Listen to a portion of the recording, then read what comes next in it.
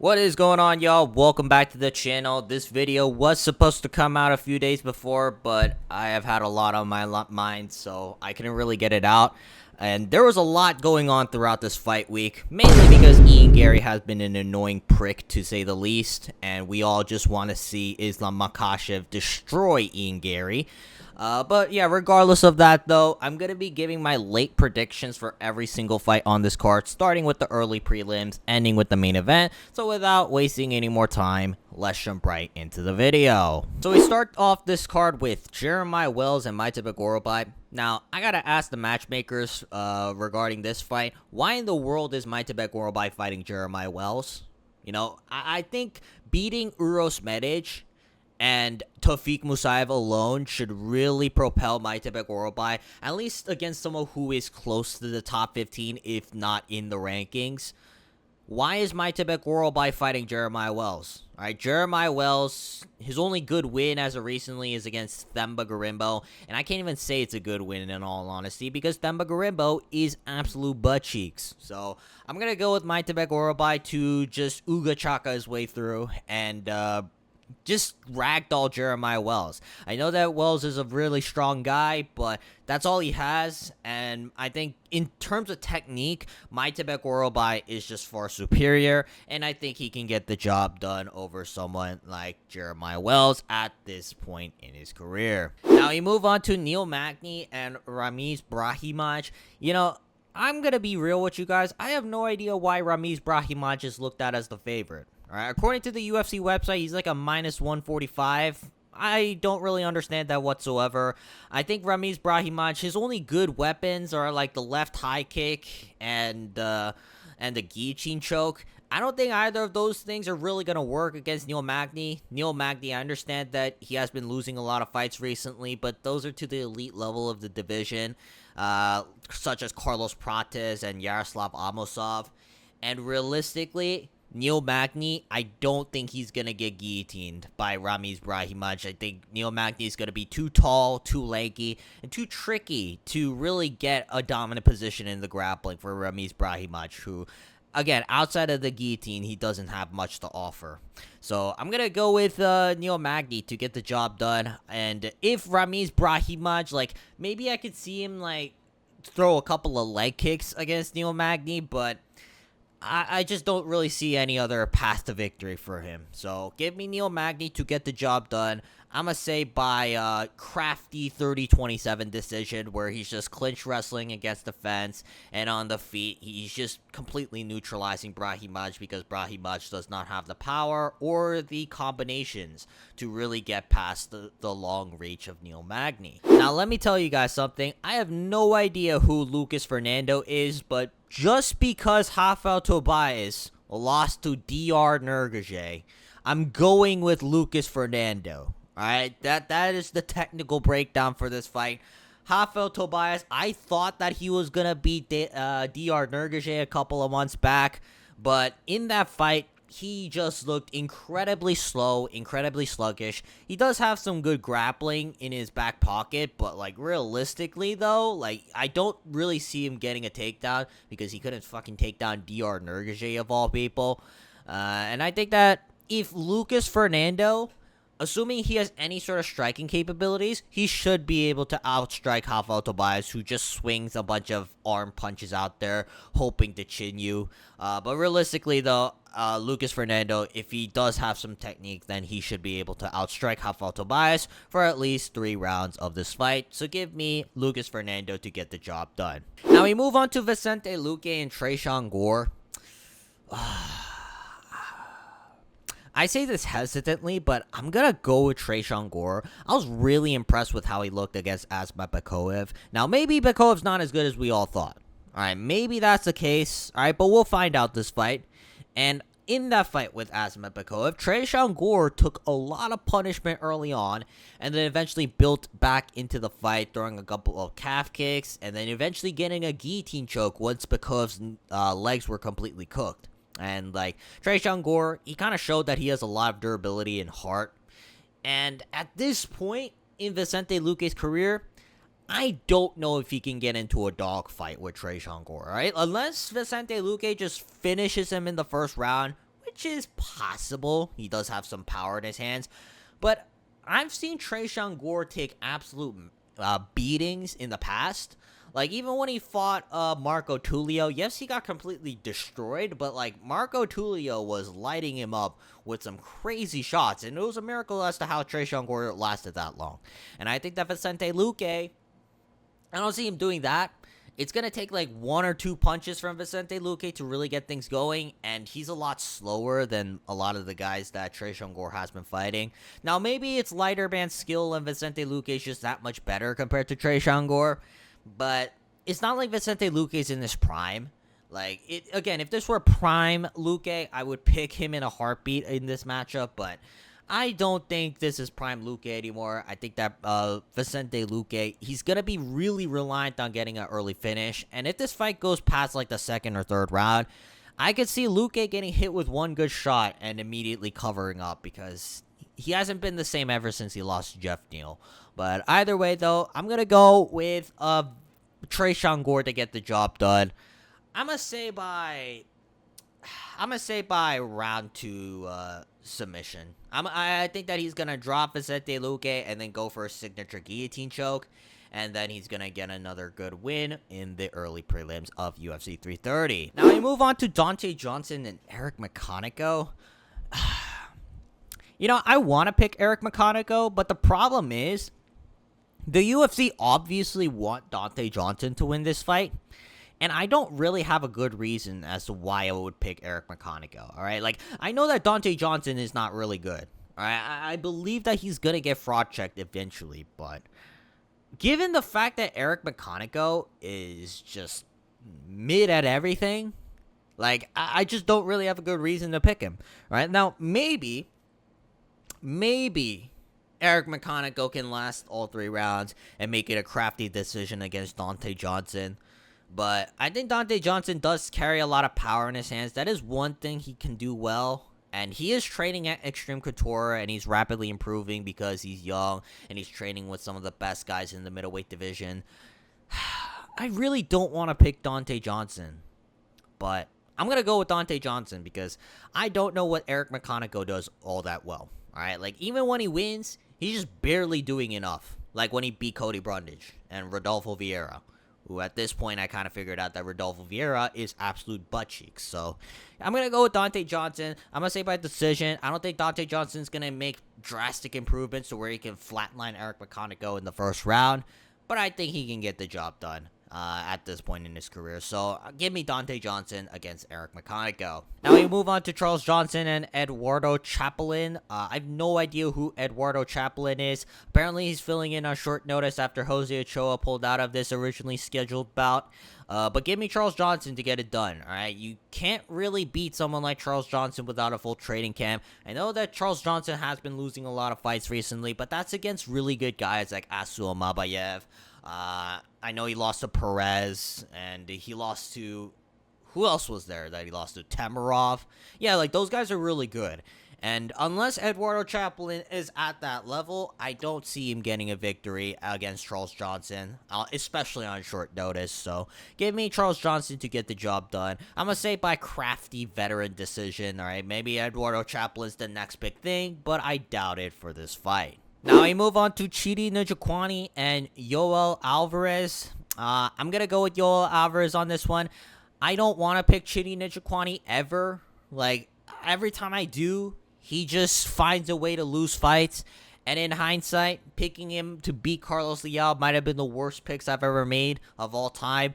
And I think that Yoel Alvarez is way better than someone like Carlos Leal. Right? I think this is a lot more approachable of a matchup for Yoel Alvarez. Now that he's not facing an elite level grappler, this is primarily going to be on the feet. And when you watch Chidi Njokuani, in hindsight, he doesn't really do much outside of strictly Muay Thai, right? I know he has good kicks, and he has the ability to clinch with you and throw elbows over the top, but he doesn't let his hands go, and he's not really going to shoot takedowns. His grappling is very sus, so I can even see Yoel Alvarez going for the takedown option, and I think that Yoel Alvarez carries a lot more power in his hands. And considering that both of these guys are just very used to being the taller man, I think the guy who has the better boxing fundamentals is going to be at a major advantage, and I think that Yoel Alvarez has the better boxing fundamentals, so give me Yoel Alvarez to get the job done. I'm going to say by round 2 ground and pound TKO. I could see Yoel Alvarez dropping Chidi Njokuani or even going for a takedown and then brutally beating up him up with ground and pound shots, and I think that he's going to get the job done in very quick and easy fashion. We move on to Edson Barboza and Esteban Ribovics. This is a pretty obvious fight to go with. You gotta have to pick Esteban Ribovics here. Edson Barboza is 42 years of age. He is ancient in terms of MMA years, and over his last several fights, Edson Barboza has been just looking like a victim. His last loss against Jalin Turner, who's also on this card, that was really bad. Like, Edson Barboza just looked way too sluggish, way too old, and honestly, I don't know what he does at this point in his career other than throwing a wheel kick or two. So I'm gonna go with Esteban Ribovics to get the job done. I think he's gonna beat the crap out of Barboza, volume punch TKO him in the second round, and I don't see Edson Barboza really surviving this. So give me Esteban Ribovics to get the job done after he puts on a brutal beatdown against Edson Barboza. Why is Mansur, Abdul, Malik, and Dustin Stoltzfus on the main card of this event? I have no idea. This is a prelim Apex fight at best. But give me Mansur Abdul Malik. Alright, Dustin Stoltzfus, I understand that he does have some sneaky wins here and there, but he is just way too chinnable. And I think that Mansur Abdul Malik will use his physicality and youth to overwhelm Dustin Stoltzfus early and beat the shit out of him in the first round. I could even see Mansur Abdul Malik going for a takedown. Dustin Stoltzfus, maybe he defends the first few, but eventually I could see Abdul Malik just muscling his way through, and I think that Dustin Stoltzfus is eventually going to get taken down and just getting pounded with ground and pound shots. So give me Mansur Abdul Malik to just put a whooping on Dustin Stoltzfus, and I think it's going to be in pretty easy fashion. Now we move on to Jalin Turner and Kaue Fernandez.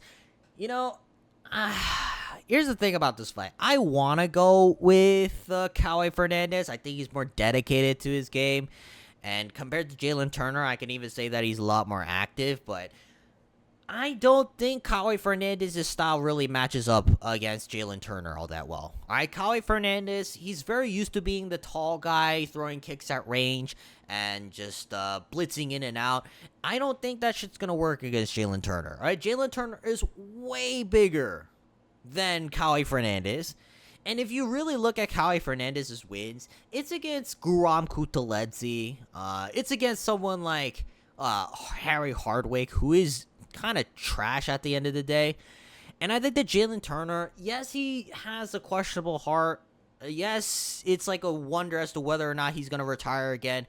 But I think the physicality is going to be way too much for Kaue Fernandez. And unless Kaue Fernandez mixes in a bunch of takedowns and just survives past the first round, I could just see Jalin Turner snapping a good 1-2 down the pipe and dropping Kaue Fernandez really badly before getting a finish. Jalin Turner is incredibly nasty. And I think that unless you're like really good at grappling or you know how to maintain distance and can survive the first round, Jalin Turner's really hard to deal with. So give me Jalin Turner to get the job done. I'm going to say by round 1 or 2 TKO. And I think that Kaue Fernandez, like, maybe he'll throw a couple leg kicks here and there, but I don't think Jalin Turner is going to have to worry much outside of those leg kicks. So yeah, Jalin Turner should win this fight pretty easily. Now we move on to Mackenzie Dern and Gillian Roberson. I want to go with Gillian Roberson. I really do want to, but the problem is I don't think this is a good matchup for her. I think that Gillian Roberson is a very one-dimensional fighter that is heavily reliant on the grappling, and if she can't get the grappling transitions that she needs, then on the feet, she doesn't do much. Like, I think that Mackenzie Dern, maybe you could say that she's not necessarily a better grappler than Gillian Roberson, but I think it's pretty close. And I don't really see Mackenzie Dern getting submitted. And we've seen in her last fight against Verna Jandiroba, Mackenzie Dern is the one that's going to push a harder pace. and in the later rounds, especially because Jillian Robertson, this is essentially her first 5-round main event. She's been fighting a bunch of 3-rounders prior to getting this title shot, and I think that Mackenzie Dern is going to show her experience, and especially on the feet, I think there's going to be a little bit more difference for her, for Mackenzie Dern here. All right, like I can see the grappling canceling each other out. Neither girl is really going to get a crazy advantage there, but on the feet, Mackenzie Dern is just going to be way better of a striker, and I can see Mackenzie Dern just putting on a boxing clinic, which is crazy to say because it's Mackenzie Dern here. But I think she's going to get the job done over Jillian Robertson, where she's stuffing all the takedowns. Maybe they scramble a little bit here and there, but I think on the feet it's going to be way different, and Mackenzie Dern should get the job done. Now we move on to the main event between Islam Makhachev and Ian Machado Gary. Now, when you look at this fight on paper, Ian Machado Gary has a very good chance against Islam Makhachev. He's very rangy, he moves around a lot, and I think that Islam Makhachev, he's not really good at pressuring guys. And that's what he's going to have to do against Ian Gary, because Ian Gary's a much taller fighter, and he has elusive footwork. And I could just see him throwing a couple of jabs and right hands down the pipe and just frustrating Islam Makhachev. But out of the principle that Ian Gary is an unbearably annoying cunt, I refuse to pick him. All right? Imagine Ian Gary holding this welterweight belt over here. You can't imagine that. All right? Like, I know it's possible, but it just doesn't look right.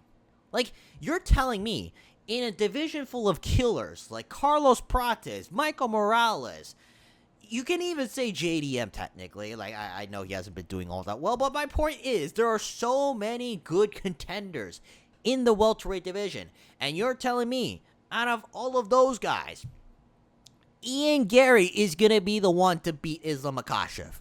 That's what you're telling me. Alright? This fruity, cuck-like, soy beta male prick of a human being is going to be the welterweight champion of the UFC? I don't believe so. Alright? I think that Islam Makhachev, we need to make an example out of Ian Gary. Alright, please.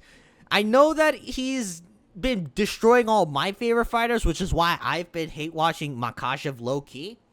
But at this point, if he can beat Ian Machado Gary and really make a statement against him, I'm going to be praising Islam Makhachev all day, every day, for at least the next few weeks or so. Because Islam Makhachev cannot lose to Ian Gary unless he wants to see the welterweight division burn. If Ian Machado Gary becomes the welterweight champion, this division will be unwatchable. Get rid of the welterweight division at that point. I don't care that we have Carlos Prates and Michael Morales on the come-up. Get rid of this division. We cannot have Ian Machado Gary as the welterweight champion of the UFC. So please, Islam Makhachev, take his ass down. I know that Ian Machado Gary, one thing to talk about in all seriousness, he has decent takedown defense, but it's like against guys like Shavkat, where they can mix up trips with their single and double legs. I think that's where Ian Machado Gary is going to really get overwhelmed, right? Like, I think that Islam Makhachev can do what Shavkat did, but at a much better level because, you know, lighter man skill. And I think if Ian Gary, if he is going to just stick and move around, eventually he's going to be getting himself back against the cage. And I can see Islam Makhachev getting him down, throwing a bunch of ground and pound. Ian Gary doesn't really have a good ability to get back up to his feet. I know that he has the ability to stuff takedowns. We've seen that against Bilal. But realistically, Ian Gary is going to play way too much jiu-jitsu. He's going to go out there, and if he gets taken down, he's immediately pulling guard, looking for some triangles. That shit ain't working against Islam Makhachev. So, give me Islam Makhachev to get the job done, right? I refuse to pick someone as annoying as Ian Gary. I'm not denying his skills, but it just doesn't look right if Ian Gary becomes the welterweight champion, and we have to admit that he's the best in the world. So, give me Islam Makhachev to get the job done. by round 3 submission. Alright, that's gonna be it for this video. Leave a comment down below who you guys have winning for UFC 330, as well as if you're like me and you're just waiting for the hate watch for Ian Gary, because I'm gonna be real, I think that's the only reason why I'm really invested in this card, because this entire card is just complete mid. But at least we get to see Ian Gary get slimed out. So hopefully that happens. But yeah, if you guys want to leave any comments or video suggestions you have for me, please do so. But otherwise though, I will see you guys next time. Peace.